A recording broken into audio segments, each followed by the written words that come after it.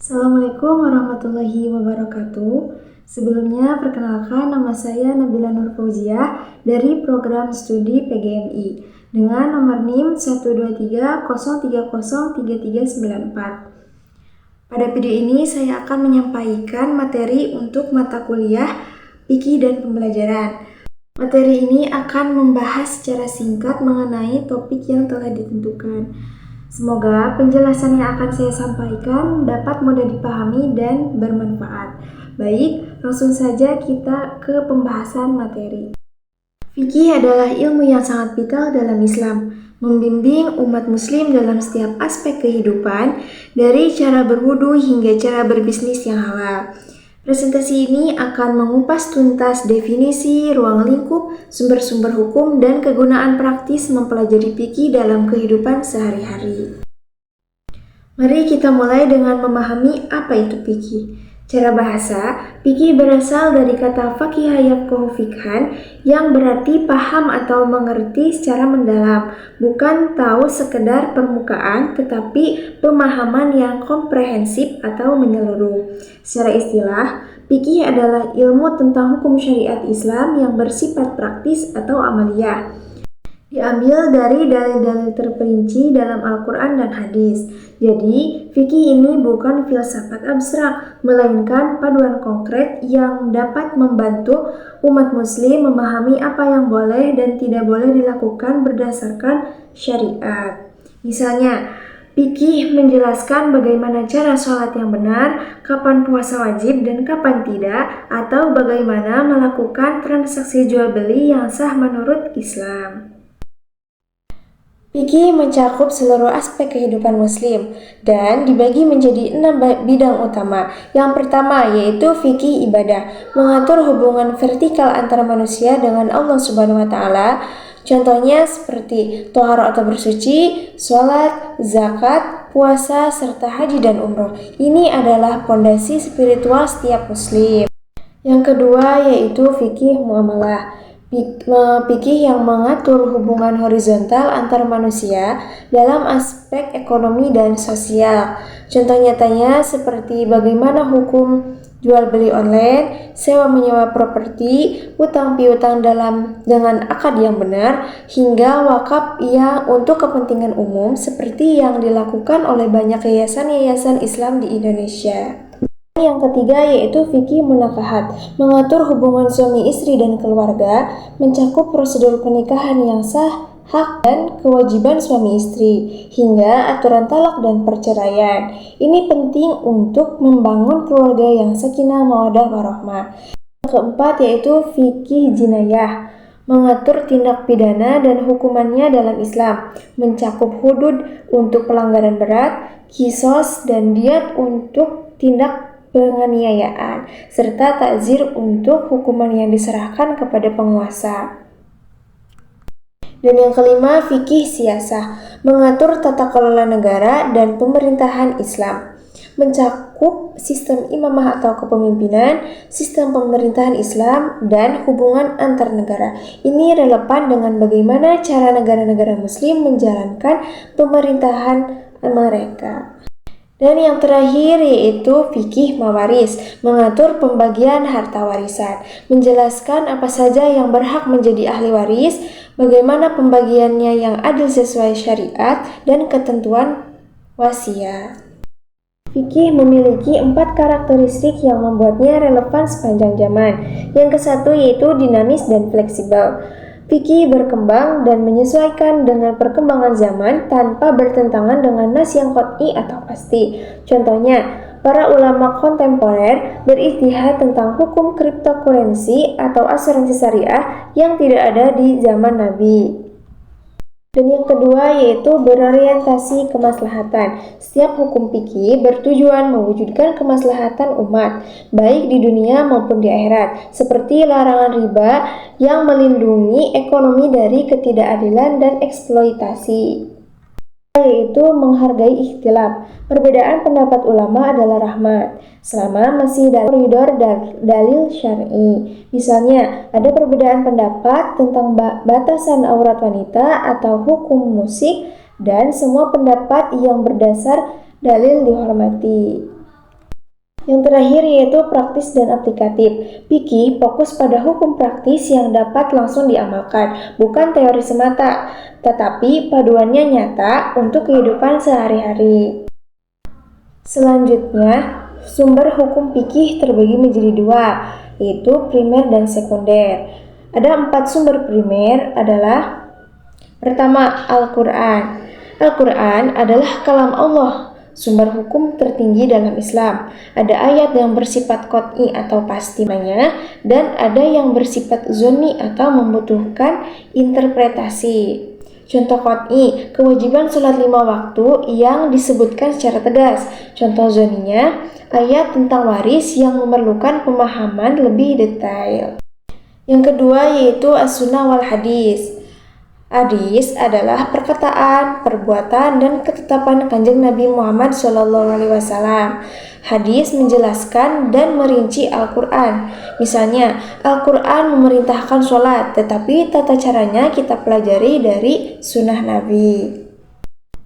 Yang ketiga yaitu ijma. Ijma adalah kesepakatan para ulama mujtahid setelah wafatnya Kanjeng Nabi Muhammad SAW terhadap suatu hukum. Hukumnya qot'i dan mengikat. Contohnya, kesepakatan ulama tentang sholat 5 waktu dengan jumlah rakaat yang spesifik. Yang terakhir yaitu kias. Kias adalah menyamakan hukum masalah baru dengan masalah yang sudah ada nasnya karena ilat atau alasan hukumannya sama. Contohnya, narkoba tidak disebutkan dalam Al-Quran, tetapi diharamkan melalui kias dengan khomer karena sama memabukkan dan menghilangkan akal. Baik, selanjutnya, sumber sekunder diperselisihkan di antara ulama, namun tetap relevan dalam ijtihad kontemporer, yaitu istishan. Istishan adalah meninggalkan hukum kias untuk mengambil hukum yang lebih kuat atau lebih maslahat. Contohnya, menyentuh anak kecil tidak membatalkan wudhu, meskipun kiasnya mungkin membatalkan.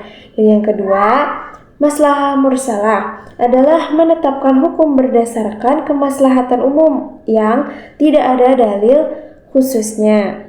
Contoh klasiknya adalah pengumpulan Al-Quran dalam satu mushaf oleh Khalifah Abu Bakar untuk menjaga kelestariannya.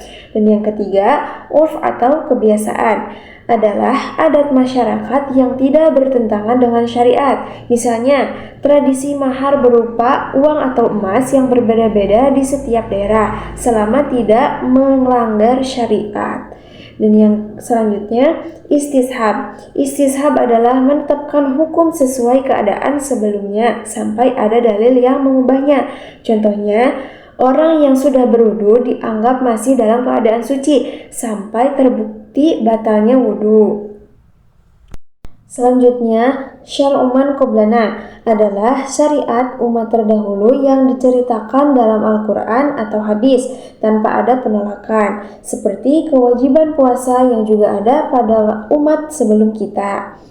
Baik, selanjutnya, qaul sahabi adalah pendapat atau fatwa sahabat Nabi yang dianggap hijrah oleh sebagian ulama karena kedekatan mereka dengan masa kenabian.